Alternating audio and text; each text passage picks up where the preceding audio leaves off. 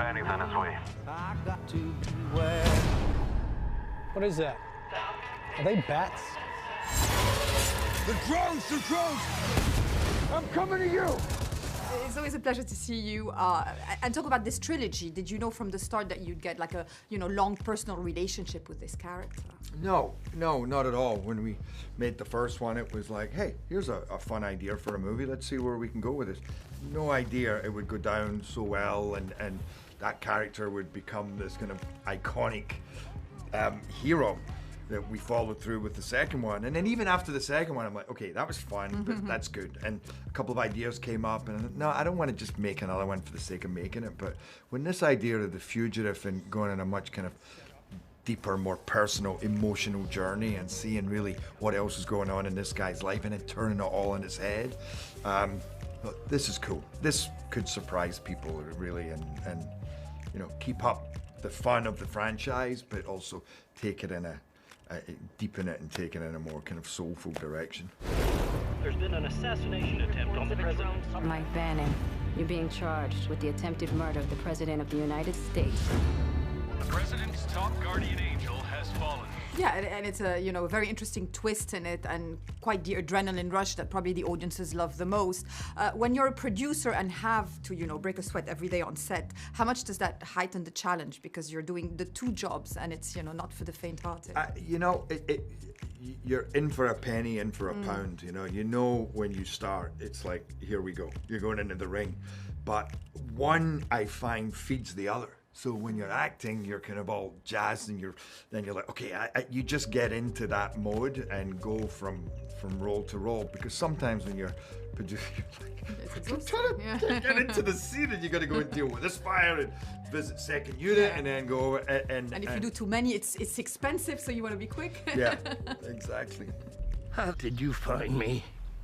I want security for the president. How do you think, Dad? Morgan Freeman was always the cherry on top of the three films, and you get Nick Nolte in this one. So how exciting is it to, how much you cherish those acting relationships? Oh, I mean, this movie maybe more than any other movie to sit back and go, well, this is the third has fallen, but I'm working with Nick Nolte, Morgan Freeman, Danny Houston, a dear old friend of mine. What a phenomenal cast, and you really see it in the movie. It's great performances and a great story. We gotta get out of here. I ain't going nowhere.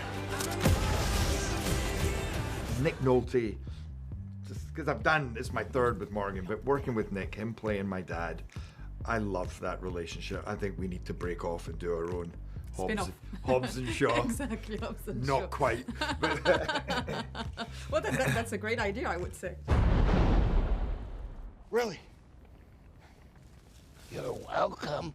How much do you get to learn about, what it means to be in the Secret Service? Obviously, it's Secret Services, and you're not supposed to learn anything. But how much information is? No, I've spent some good time with Secret Service agents, guys who work for Obama. They basically broke down how you would take down the White House.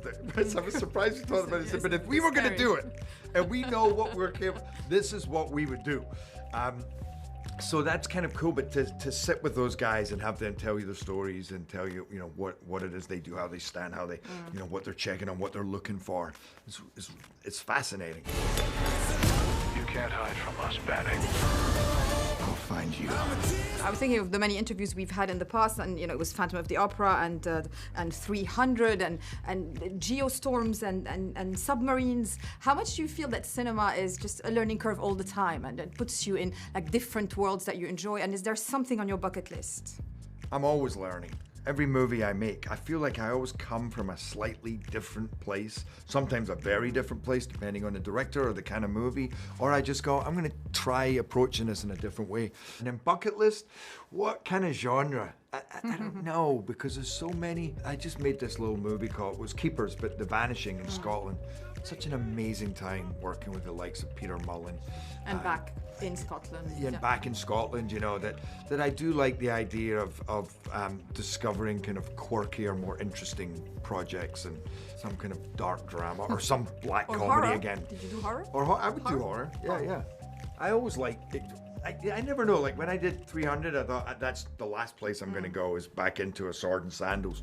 Then 300 came along, you know, and I never thought I'd end up doing a musical in Phantom. So I never know where I'm going to end up going, which I kind of like. Yeah, it's the magic of movie making. Yeah. Always a pleasure, Jack. Thank you Nice so to see much. you. You too. Have a lovely day. We're gonna make a move. Now people are gonna fall, but not you.